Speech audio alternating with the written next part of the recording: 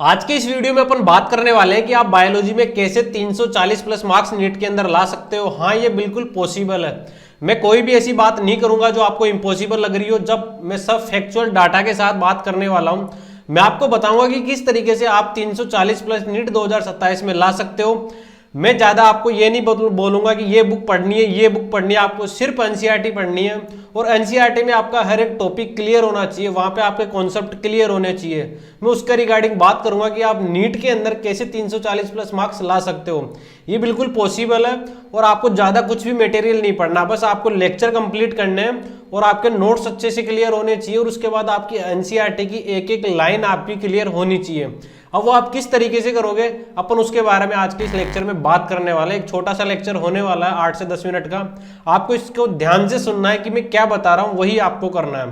तो सबसे पहले आपको क्या करना है कि how to score 340 plus in biology, ये कैसे ला सकते हैं। आपका नीट में सिलेक्शन तभी पॉसिबल है जब आप 330 से ऊपर मार्क्स नीट के अंदर लाओ। तो अपन बात करेंगे कि आप 340 प्लस मार्क्स बायोलॉजी में किस तरीके से ला सकते हो। सबसे पहले आपको ये माइंड में ये निकालना है कि कोई भी शॉर्टकट नहीं है 340 प्लस मार्क्स लाने का।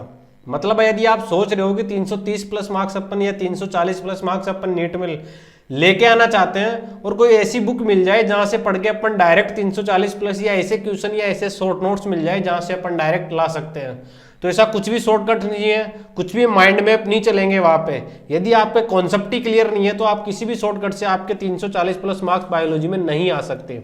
इस वजह से आपको ये चीज तो माइंड से निकालनी है कि किस तरीके से अपन 340 प्लस मार्क्स ला सकते हैं और उसका कोई भी शॉर्टकट्स नहीं है कि आप एक वन शॉट वीडियो देख के डायरेक्ट ला सकते हो। ऐसा कुछ भी नहीं है, आपको कोई भी माइंड में या कुछ भी हेल्प नहीं करेगा। तो आपको किस तरीके से तैयारी करनी है, सबसे पहली चीज तो आपके क्या होने चाहिए, आपके सबसे पहले तो कॉन्सेप्ट क्लियर होने चाहिए। मैं ये 10 पॉइंट लिख के लाया हूं, जब तक यदि आप नीट का पेपर 2027 का नहीं हो जाता, ये 10 पॉइंट आपने अपने माइंड में रखे और आपने इनको सही से देखा और इनको सही से पढ़ा, तो आप आराम से नीट के अंदर बायोलॉजी के अंदर 340 प्लस मार्क्स ला सकते हो। वो किस तरीके से, सबसे पहला आपका पॉइंट होना चाहिए कि आपके बायोलॉजी का हर एक टॉपिक का कॉन्सेप्ट क्लियर होना चाहिए।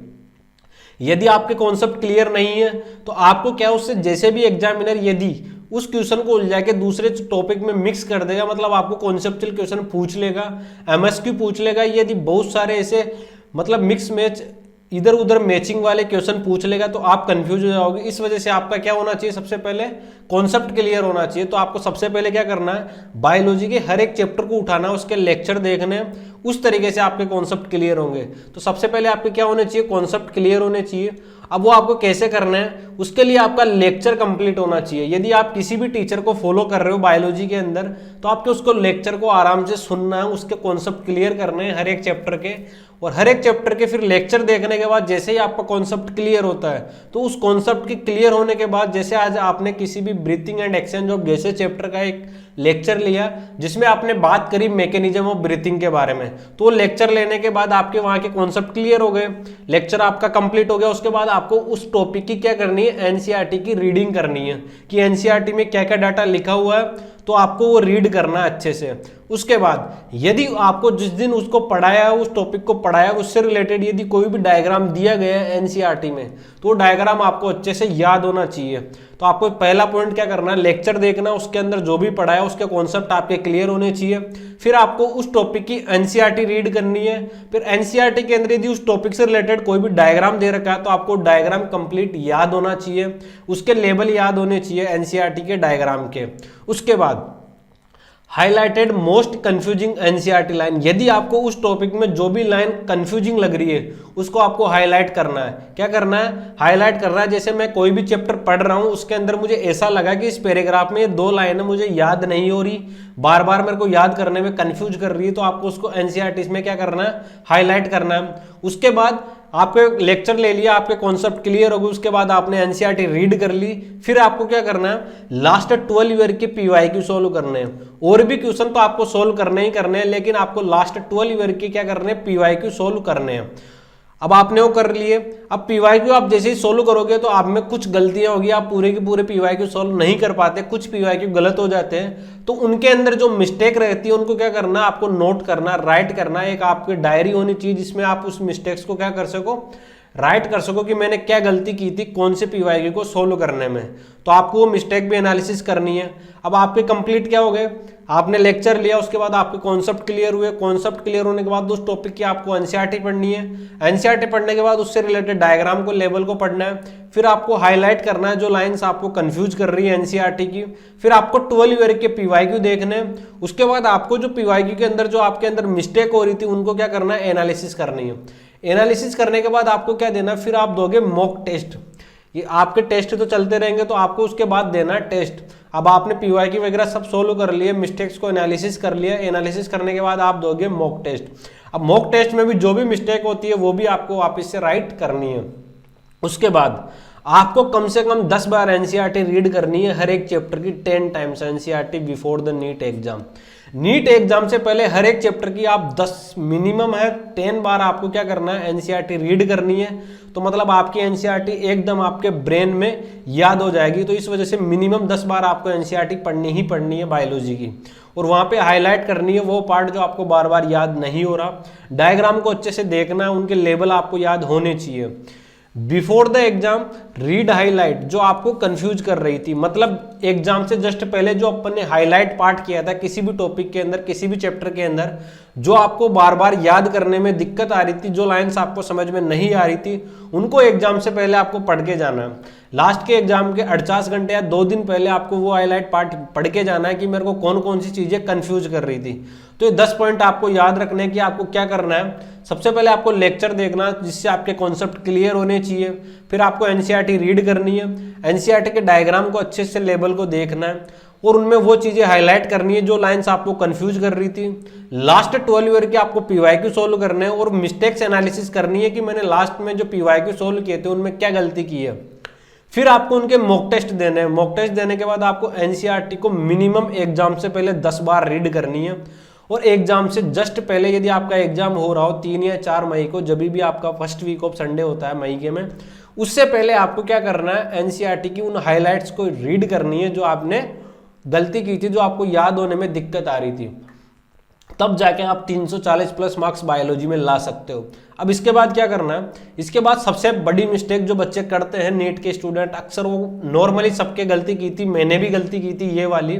आपको क्या नहीं करना ये इंपॉर्टेंट है। आपको क्या करना है वो तो पता लग गया कि मुझे लेक्चर देखने और एनसीईआरटी रीड करनी है। बस ये 2 चीजें आपको फॉलो करनी है कि लेक्चर में जो टीचर ने नोट्स पढ़ाए वो पढ़ने हैं, उसके बाद एनसीईआरटी पढ़नी है, इसके अलावा कुछ भी नहीं करना। उसके बाद आपको क्या नहीं करना, वो क्या नहीं करना, कोचिंग के मॉड्यूल नहीं पढ़ने, बिल्कुल भी नहीं पढ़ने। यदि आपको टीचर ने पढ़ाया वही पढ़ना और उसके बाद एनसीईआरटी पढ़नी है। ये बहुत गोल्डन वर्ड है कि आपको कोचिंग के मॉड्यूल नहीं पढ़ने, उनमें बहुत एक्स्ट्रा डाटा होता है जो आप उनके पढ़ने के चक्कर में एनसीईआरटी को भी मिस कर देते हो।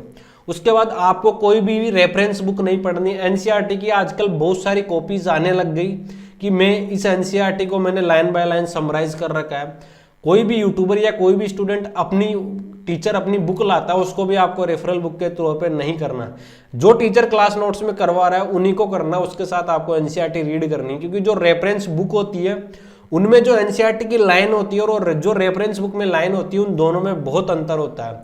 यदि जो एग्जाम में क्वेश्चन आएगा वो डायरेक्ट एनसीईआरटी के लाइन से आएगा, न कि रेफरेंस बुक्स से आएगा।